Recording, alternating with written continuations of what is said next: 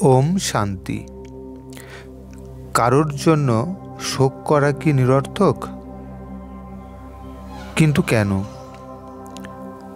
কারোর জন্য শোক করা নিরর্থক একথা শ্রীমদ্ ভগবদ্ গীতায় বলা হয়েছে।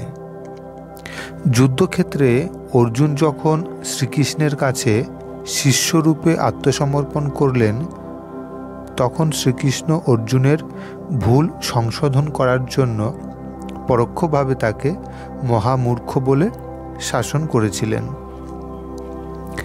শ্রীকৃষ্ণ তখন অর্জুনকে বললেন, তুমি প্রাজ্ঞের মতো কথা বলছো, কিন্তু প্রকৃত জ্ঞান তোমার নেই।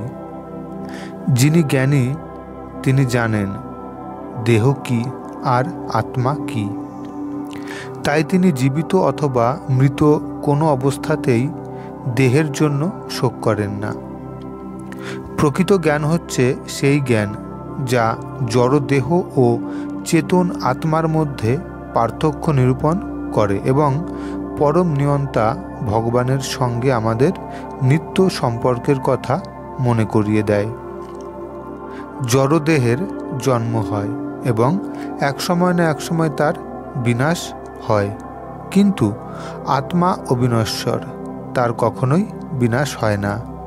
তাই জড়দেহটি আত্মার মতো গুরুত্বপূর্ণ নয়। এই আত্মাই হচ্ছে জীবের প্রকৃত সত্তা।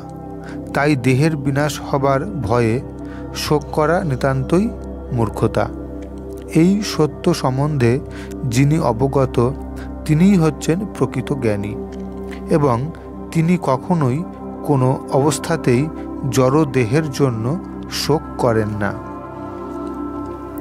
বর্তমানে আমি যাদেরকে আমার সম্মুখে দেখতে পাচ্ছি তারা প্রত্যেকে হচ্ছেন স্বতন্ত্র শাশ্বত ব্যক্তি। এমন নয় যে পূর্বে তারা ছিলেন না এবং ভবিষ্যতেও থাকবেন না। তাদের ব্যক্তি স্বাতন্ত্র্য পূর্বে বর্তমান ছিল এবং ভবিষ্যতেও নিরবিচ্ছিন্নভাবে বর্তমান থাকবে।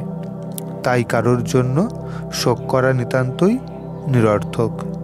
যেহেতু প্রত্যেকটি জীব হচ্ছে একটি স্বতন্ত্র আত্মা, কিন্তু প্রতি মুহূর্তেই প্রত্যেকেই তার দেহ পরিবর্তন করে চলেছে।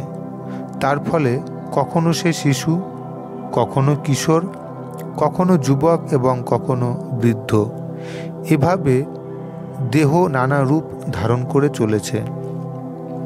কিন্তু জীবের প্রকৃত সত্তা আত্মার কোনো পরিবর্তন হয় না। একসময় যখন দেহটি অকেজো হয়ে যায়, তখন আত্মা সেই দেহ ত্যাগ করে অন্য নতুন দেহ ধারণ করে। মৃত্যুর পর আর একটি জড় দেহ প্রাপ্ত হওয়া যখন নিশ্চিত, তখন আত্মীয় পরিজনদের জন্য শোক করা নিরর্থক।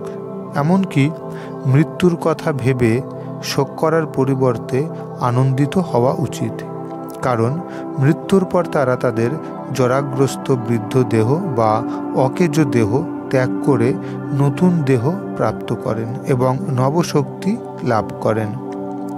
পূর্বকৃত কর্মের ফল অনুসারে জীব নতুন দেহ প্রাপ্ত করে এবং নানা রকম সুখ ও দুঃখ ভোগ করে থাকে। মহাত্মারা দেহত্যাগের পর জড়জগতের বন্ধনমুক্ত হয়ে স্বর্গলোকে দিব্য দেহ প্রাপ্ত করেন এবং নানা রকম সুখ ভোগ করেন। সে বিষয়ে কোনো সন্দেহ নেই। অর্থাৎ মৃত্যুতে শোক করার কোনো কারণই নেই। আমি আত্মা অজর-অমর অবিনাশী, আমার মৃত্যু নেই। আমি কেবল শরীররূপী পুরনো পোশাক ত্যাগ করে নতুন পোশাক ধারণ করি। আমি এই শরীরকে মাধ্যম করে কর্তব্যকর্ম করি এবং কর্ম অনুসারে সুখ দুঃখ ভোগ করি। এই শরীরের কোনো নিশ্চয়তা নেই। আমরা সবাই জানি যে শরীরের মৃত্যু হয়। এটা যেমন চিরন্তন সত্য, ঠিক তেমনই চিরন্তন সত্য যে আমি আত্মার মৃত্যু নেই। সেহেতু শরীরের জন্য শোক করা নিরর্থক। মৃত্যু মানে শোক নয়, মৃত্যু মানে নতুন জন্মের আনন্দ।